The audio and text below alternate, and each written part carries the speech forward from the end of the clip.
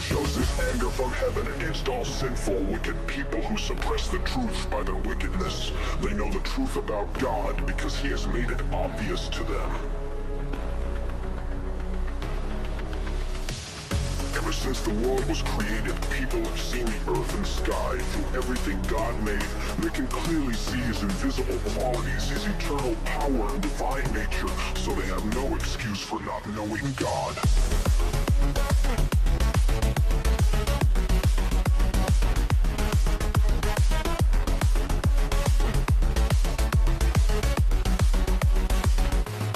Yes, they knew God, but they wouldn't worship him as God or even give him thanks. And they began to think up foolish ideas of what God was like. As a result, their minds became dark and confused. Claiming to be wise, they instead became utter fools. And instead of worshiping the glorious, ever-living God, they glorified mere people and birds and animals and reptiles. So God abandoned them to do whatever shameful things their hearts desired.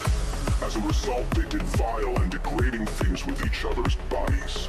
They traded the truth about God for a lie, so they worshipped and served the things God created instead of the Creator himself, who is worthy of eternal praise. Amen. That is why God abandoned them to their shameful desires. Even the women turned against the natural way to have sex and instead indulged in sex with each other. And the men, instead of having normal sexual relations with women, burned with lust for each other. Men did shameful things with other men. And as a result of this sin, they suffered within themselves the penalty they deserved. Since they thought it foolish to acknowledge God, he abandoned them to their foolish thinking and let them do things that should never be done. Their lives became full of every kind of wickedness, sin, greed, hate, envy, murder, quarreling, deception, malicious behavior, and gossip.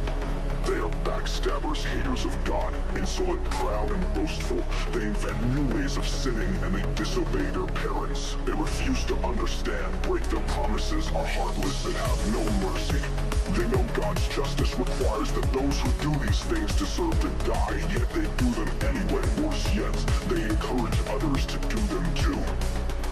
The wicked are abandoned by God. There is no mercy for the merciless.